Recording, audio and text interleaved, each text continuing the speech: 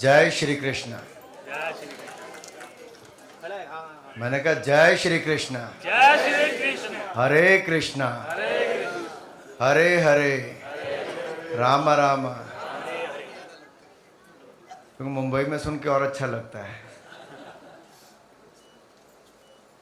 ये तांबे चल मन वृंदावन ए तांबे बहुत पिलाई जाएगा। मैं के इस शानदार कार्यक्रम के शुभ अवसर पर मंच पर उपस्थित मथुरा की लोकप्रिय सांसद आदरणीय श्रीमती हेमा मालिनी जी, लोकसभा में हमारे सहयोगी और सांसद माननीय श्री शत्रुघ्न सिन्हा जी, मंच पर उपस्थित आईओसी के चेयरमैन श्रीकांत वैद्य जी, डॉक्टर बंसल जी, डॉक्टर हरिवंश चतुर्वेदी जी, उपस्थित फिल्म जगत के सभी महान कलाकार, उपस्थित देवी और सज्जनों और मीडिया से आए हुए मेरे प्रिय मित्रों, चलमन वृंदावन कान्हा के ब्रिज की एक झलक है। और जब हम श्री कृष्ण की बात करते हैं तो पहली गाली पर सिर काटने का सामर्थ्य रखने के बावजूद भी जो 99 गाली सुनते हैं तो वह कृष्ण है। सुदर्शन चक्र समान शस्त्र रखने पर भी हाथ में अगर सदैव मुरली रखते हैं तो वह कृष्ण है। द्वारका सा वैभव होने पर भी अगर सुदामा जैसा मित्र है तो वह कृष्ण है। मृत्यु के फन पर मौजूद होने पर भी अगर नृत्य है तो कृष्ण है। सर्वसमर्थ होने पर भी अगर सारथी बनते हैं तो कृष्ण है। और इसी चेतना का जागृत होना राधा रानी है। सबसे पहले तो आज इस कॉफ़ी टेबल बुक चल मन वृंदावन के उद्घाटन के अवसर पर मैं हेमा जी को और उनकी सारी टीम को बहुत बहुत बधाई और शुभकामनाएं देता हूं और धन्यवाद भी देता हूं कि आपने मुझे इससे जुड़ने का अवसर दिया। ये बहुत ही सुंदर और इंफॉर्मेटिव कॉफ़ी टेबल बुक तो है ही। एक सांसद की भूमिका क्या हो, अपने क्षेत्र को सजाने की, संवारने की, और आप किसी ऐतिहासिक स्थान के साथ जुड़े हो तो आपकी जिम्मेदारियां शायद और भी बढ़ जाती हैं। और जब हेमा जी की बात आती है तो किसी शायर की गजल, मेरा गला थोड़ा भाषण दे दे के खराब है, लेकिन ड्रीम गर्ल के अपने ड्रीम्स पूरे होना। और मैं देख ही रहा था, मैंने बहुत बार बड़े पर्दे पर तो हेमा जी को देखा है, संसद में अपने क्षेत्र के विषयों को उठाते हुए भी बड़ी गंभीरता के साथ देखा। नहीं तो जो बड़े पर्दे से लोग आते हैं उनका बड़ा कद भी होता है, लेकिन लोकसभा में या राज्यसभा में उस तरह से विषयों को नहीं उठा पाते। लेकिन कहीं ना कहीं मथुरा के साथ दिल से जुड़ी हुई वृंदावन ब्रज की बात करते हैं हम, तो हेमा जी केवल एक सांसद के रूप में नहीं, इन्होंने अपने आप को वहां तक ढाला है, रस बस गई है वहां पर। ये मथुरा का एक सौभाग्य है कि हेमा जी जैसी सांसद हमारे मथुरा को मिली हैं और अपना दायित्व निभाते हुए जो इन्होंने ब्रिज पे कान्हा जी के, जो मैं कहूँ, एक झलक दिखाने का प्रयास किया है। Hema ji, this is a very noble cause, let me thank you for that. And various cultural dimensions of Braj are being presented in the coffee table book. Although the cultural landscape of Braj is quite vast, but in this book information about it has been divided into 5 sections. Due to this, the message of the book has become very clear and understandable. The book has history, culture, religion and festivals like Holi. The book also proved to be very popular among scholars, tourists and travelers who want to have a first-hand knowledge of Braj, and I'm sure it's going to help a lot of tourists. It has been published in both Hindi and English languages. Entire Braj has been described in 50 articles with the support of 150 photographs in a 250 pages book. It was not an easy task, but Hemaji, let me say this, your team, whether from the cameraman to Professor Bansal, everyone has done a fantastic job. Not only with the book, but with the fashion show also, with the fabric to fashion, everyone has fascinated all of us today. Congratulations to the team who has put in all the efforts behind the fashion show. लेकिन जब जैकी श्रॉफ जी आए तो मैंने देखा ईशा के हाथ से उन्होंने बुके नहीं लिया, लेकिन बीड़ू का प्लांट इंडिया आपको देने का काम किया है। तो हर कोई अपनी कोई ना कोई छाप छोड़ने का यहाँ पे काम किया है। तो हर कोई अपना दायित्व निभा रहा है, कोई कला के क्षेत्र में, कोई अपने लोकसभा के क्षेत्र में।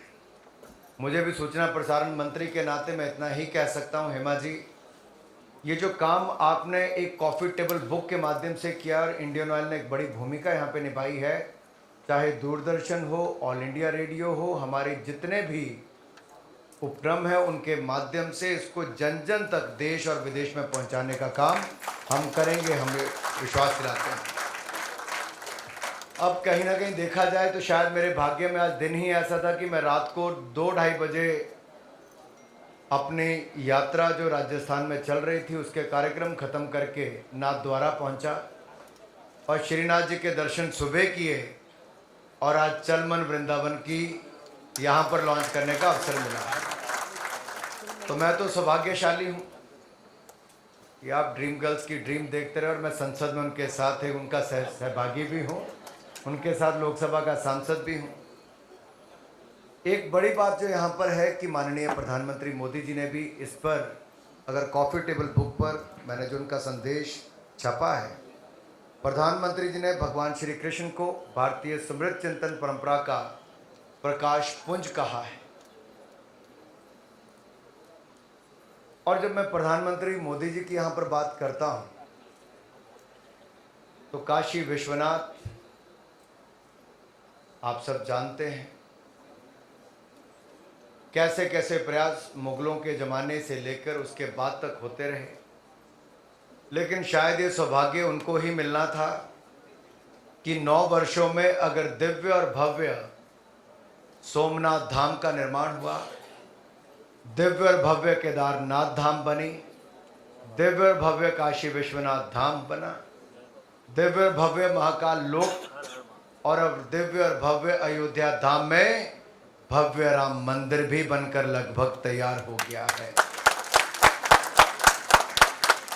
तो कुछ लोगों के मन में तोड़ने की भावनाएं थी, कुछ लोग आज भी सनातन धर्म को जड़ से मिटाने का संकल्प लेकर चले हैं, लेकिन शायद वो भूल गए ये सपने लेकर मुगल भी आए थे जो खाक हो गए, अंग्रेज आए थे जो उल्टे पांव हो गए। सनातन था, सनातन है और सनातन रहेगा। दूसरा मैं ये कहना चाहता हूं, G20 की अध्यक्षता में अब ये बंद कमरे की बैठक भी हो सकती थी।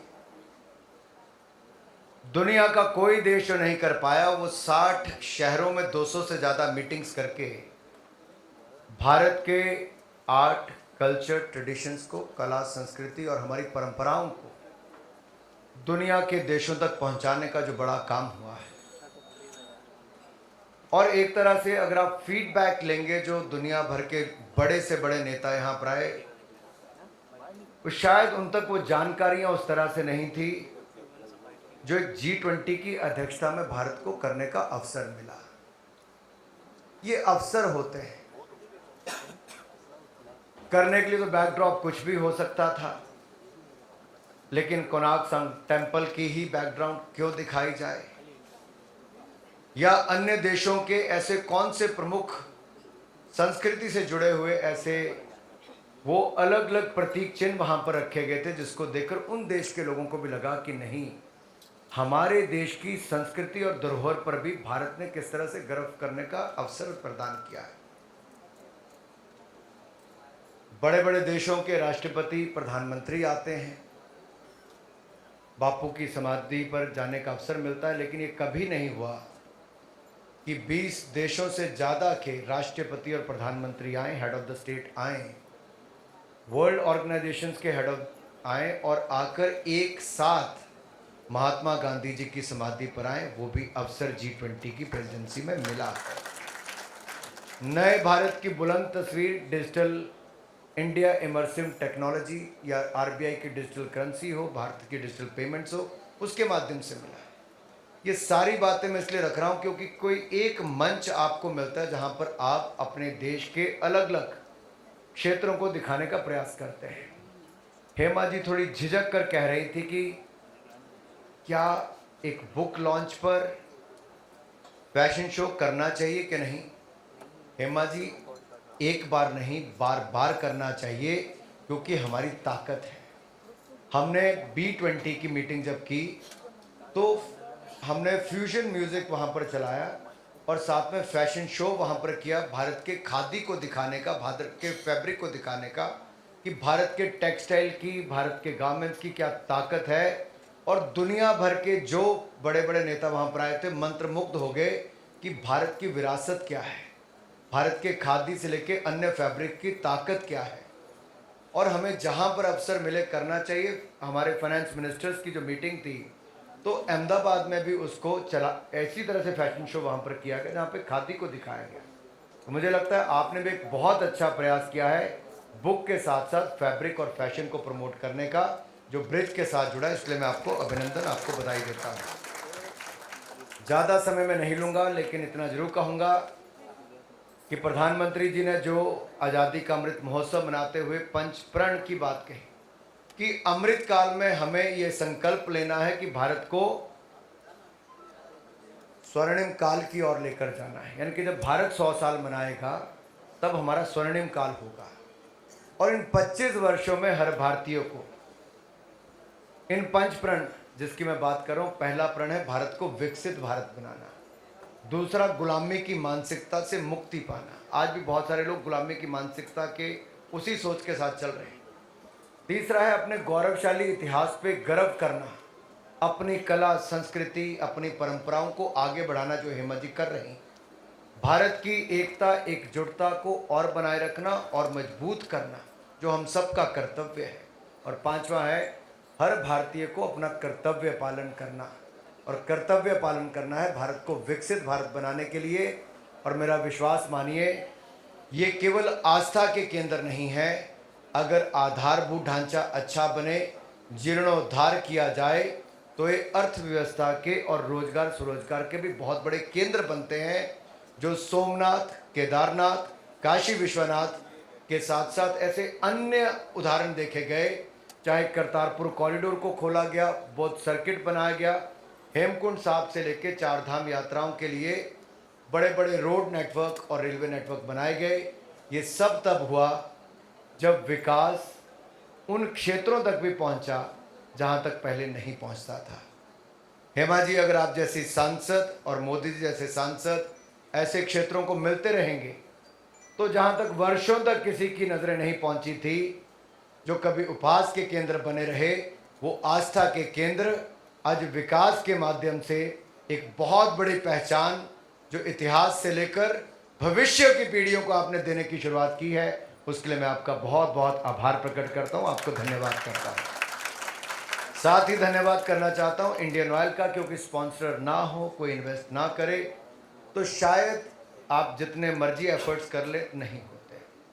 और सही मन और सही भाव के साथ अगर कोई अपने एफर्ट्स ना करे, जो प्रोफेसर बंसल ने किए, चाहे ऑस्ट्रेलिया रहते हैं लेकिन वहाँ से रहकर भी दिल वृंदावन में ही था।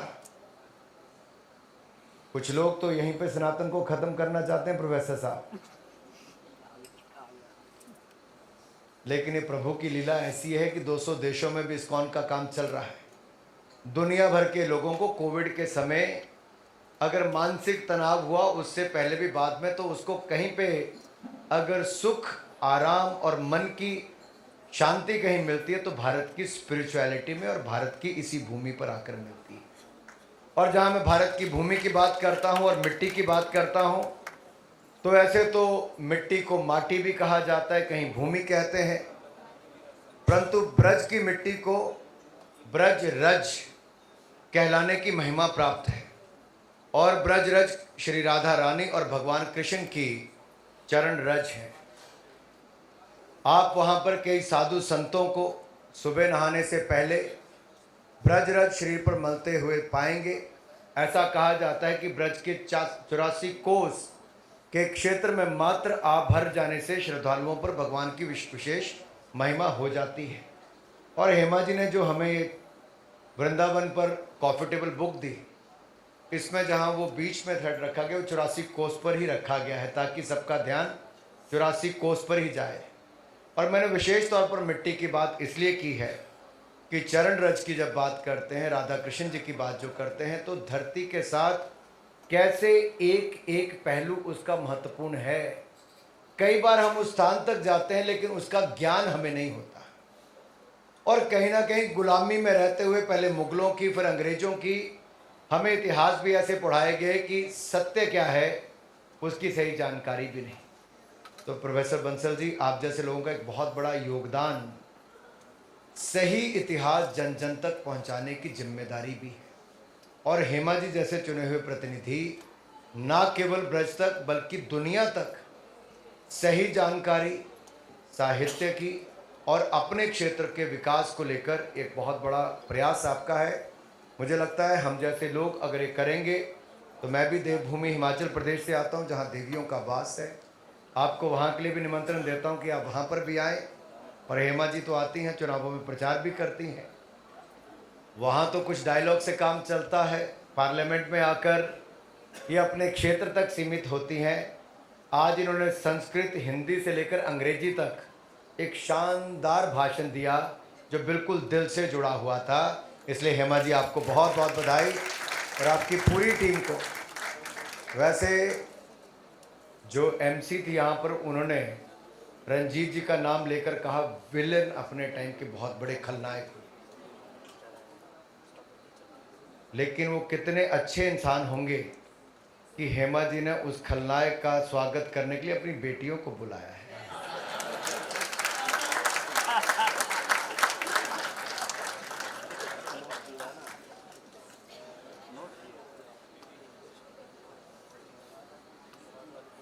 ऐसा है कि नहीं? और जब शत्रु जी ने कहा शॉल चाहिए शॉल चाहिए, तो ईशा ने चुपचाप खामोश हो जाइए। नहीं कहा, नहीं कहा। शत्रु जी देखिए साफ साफ मुकर गई हैं बिल्कुल। पूनम भाभी से पूछिए, पीछे पूनम भाभी को पता है सब कुछ। वैसे दुनिया अपने ब्रांड एम्बेसडर बहुत सारे लोगों को बनाती है, लेकिन कुछ दिन पहले जैकी श्रॉफ जी दिल्ली में ही थे, पर्यावरण को बचाने और बढ़ाने का एक कार्यक्रम था। तो मैंने वहाँ पर भी देखा, इन्होंने सब कुछ चीज़ें छोड़ के एक प्लांट अपने हाथ में पकड़ रखा, और तब से लेके वो प्लांट लेके घूम रहे हैं। हर रोज लेकर जाते हैं। सिप्पी साहब, आपने ठाकुर के साथ बड़ा अन्याय किया था शोले में वैसे, लेकिन वो हमारी पीढ़ी ने तो बहुत बार वो पिक्चर देखी। आपने वो सितारे सब यहाँ पर इकट्ठे किए हैं जो हमने बचपन से लेकर अपनी जवानी तक जिन सबको देखा है। बहुत बड़े महानुभाव हैं, बहुत बड़े कलाकार हैं। हेमा जी, आपने यही कमाया है कि आप ऑफ स्क्रीन भी और स्क्रीन